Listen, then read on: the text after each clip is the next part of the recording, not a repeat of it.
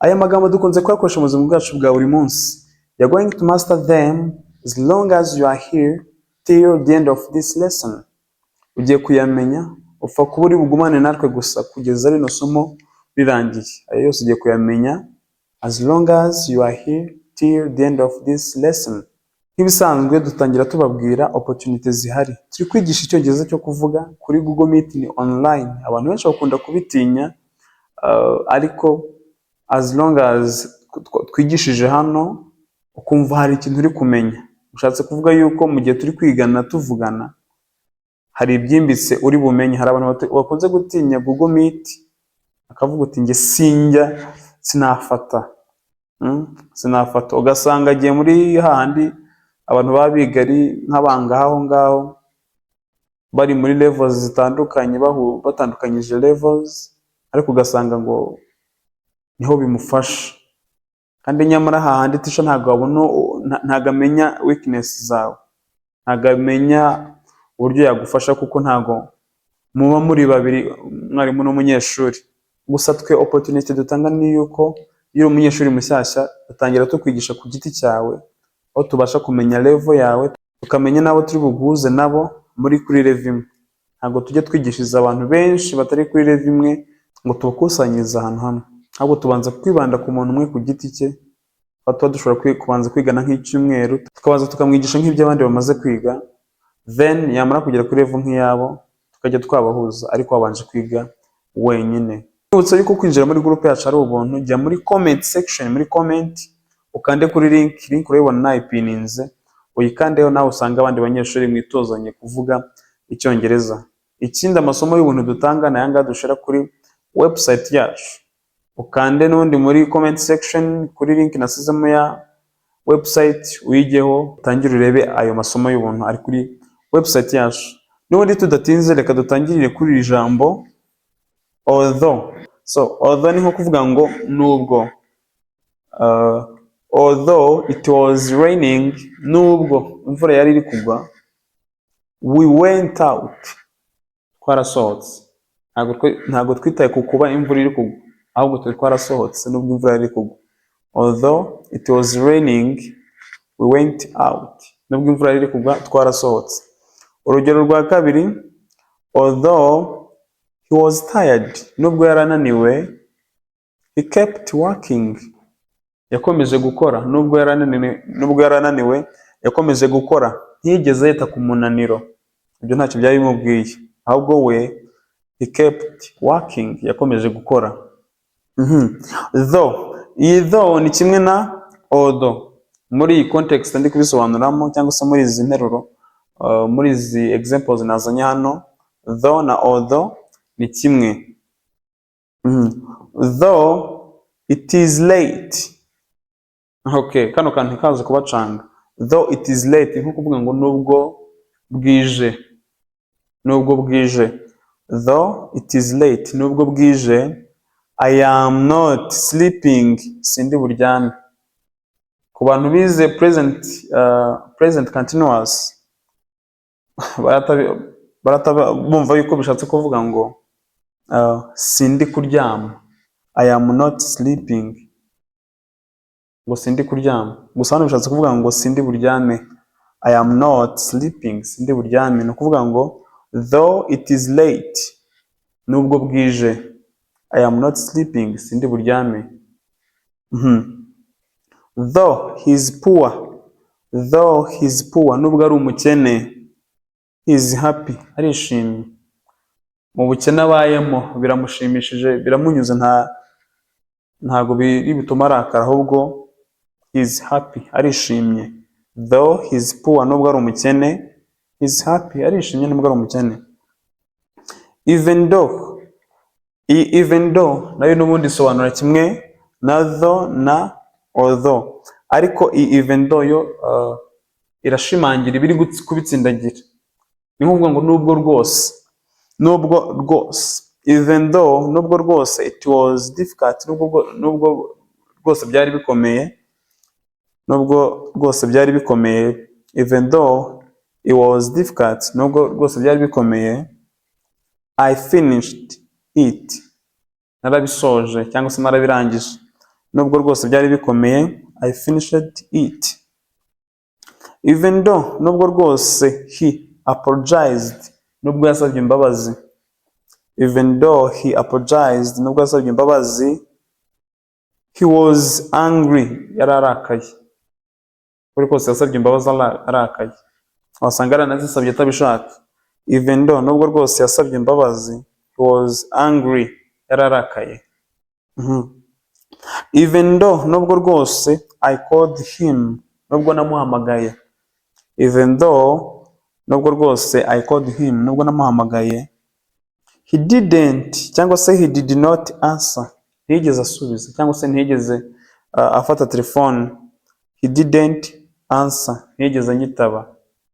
He didn't answer, ni nko kuvuga ngo ntiyigeze anyitaba. Even though I called him, he didn't, cyangwa se he did not answer, ntiyigeze yitaba. Even if, even if it rains, I will go. Nko kuvuga ngo niyo byagenda bite, cyangwa se nubwo n'ubundi. Even if, niyo imvura yagwa. Even if it rains, nubwo imvura yagwa, I will go, ndagenda. Imvura yagwa itagwa, I will go, nubwo imvura yagwa. Even if it rains, nubwo imvura yagwa, I will go, ndagenda. Even if he comes late, kabone nubwo yaza akererewe. Even if, niyo yaza akererewe, cyangwa se kabone nubwo yaza akererewe. Wait for him, mumutegereze cyangwa se umutegereze. Even if he comes late, nubwo yakaza akererewe. Wait for him, mumutegereze. Despite, despite nari nko kuvuga ngo nubwo, wenda yo bitandukanye mu buryo twandika cyangwa se tuvugamo ugereranyije n'aya magambo yandi tumaze kwiga. Yo no kuvuga ngo twandika despite tukakurikizaho noun. No kuvuga ngo despite the rain we played. No kuvuga ngo nubwo imvura yaguye twarakinnye. Ntabwo twigeze kwita ku kuba imvura iri kugwa, ahubwo twebwe twarakinnye. So ikintu kikwemeza yuko ari twebwe, ubanza kureba muri iyi ntuza, muri iyi nteruro iri inyuma y'iyi kama.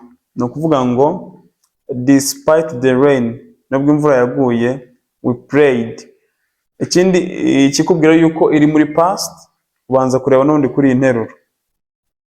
Ukubona ko we played biri muri past. Niyo mpamvu uri buvuge ngo hano, niyo mpamvu hano uri buvuge ngo nubwo imvura yaguye. Nubwo imvura yaguye, ntabwo uri buze kuvuga ngo nubwo imvura igigwa. Ntabwo uri buze kuvuga ngo nubwo imvura igigwa cyangwa se nubwo imvura iri buze kugwa. Ahubwo kubera iyi played iri muri past, turavuga ngo nubwo imvura yaguye, we played, twarakinnye. Despite being tired, I cooked. Ni ukuvuga ngo nubwo nari naniwe. Muri iyi nteruro yacu nta subject irimo. Ni ukuvuga ngo despite being tired, iyi ngiyi nta subject irimo uhereye hano kuri despite kugera hano kuri tired. None ndi kubabwira ngo despite being tired, nubwo nari naniwe. Nabwiwe n'iki ko ari njyewe, ko nta subject irimo. Nkuko nabibabwiye ubirebera hano muri iyi nteruro iri hirya ya kama. Ni ukuvuga ngo ni njyewe, I cooked. Iyi niyo subject. Despite being tired, nubwo nari naniwe. Ikindi kiri kutugaragariza yuko iri muri past, uko urumva turi kuvuga ngo nubwo nari naniwe, ushatse kuvuga ngo biri muri past. Turi kubireba hano kuri cooked. Nubwo nari naniwe, I cooked. Nubwo nari naniwe, naratetse. Ntabwo nitaye ku munaniro mfite. In spite of. In spite of n'ubundi nayo ni kimwe na nubwo, cyangwa se ni kimwe n'aya magambo amwe muri aya twabonye hejuru, ni ukuvuga ngo nayo ni nko kuvuga ngo nubwo. In spite of the noise I slept. Ukimara kumva I slept uhita umenya yuko ubwo interuro yose iri muri past, ukamenya yuko na subject ari I. Ni ukuvuga ngo in spite of the noise, nubwo hari urusaku. I slept, nararyamye. Nubwo hari urusaku nararyamye, cyangwa se nubwo hari urusaku narasinziriye. In spite of his fear. In spite of his fear, nubwo yari afite ubwoba. He spoke, yaravuze. Maybe wenda ko yari afite gukora interview, yagombaga gukora interview, ariko mbere yuko ayikora yari afite ubwoba, maybe ko yari ari gutitira. Ariko in spite of his fear, nubwo yari afite ubwoba, he spoke, yaravuze rwose. However, ariko, I wanted to go. Nashakaga kugenda. I wanted to go. I wanted to go. Nashakaga kugenda. However, ariko, I was sick. Gusa nari ndwaye. I wanted to go. Nashakaga kugenda, ariko, I was sick. Nari ndwaye. It was hard. Byari bikomeye. However, ariko, we finished. Twarabirangije cyangwa se twarabisoje hano. We finished it. Maybe kanyishiri hano. It was hard. Byari bikomeye. However, ariko, we finished it. Twarabisoje. Nevertheless, nubwo bimeze bityo. It was raining. Imvura yari iri kugwa. Nevertheless, nubwo byari bimeze bityo. We went out. Twarasohotse. Nubwo byari bimeze bityo twarasohotse. He was tired. Yari ananiwe. Nevertheless, nubwo byari bimeze bityo. He continued. Yarakomeje. He was tired. Yararushye. He was tired. Yararushye. Nevertheless, nubwo byari bimeze bityo. He continued. Yarakomeje. Tujye ku ijambo rya 9. Ku 9 dufite but.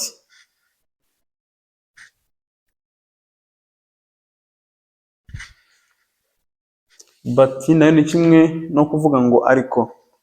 But I called him, naramuhamagaye, but ariko he didn't, cyangwa se he did not answer. Ntiyigeze yitaba. She's tired. Ararushye, but she's working. Gusa ari gukora. She's tired. Ararushye, but she's working. Ariko ari gukora. Since ikoreshwa mu buryo bwinshi cyane butandukanye, gusa tugiye kureba bubiri muri bwo.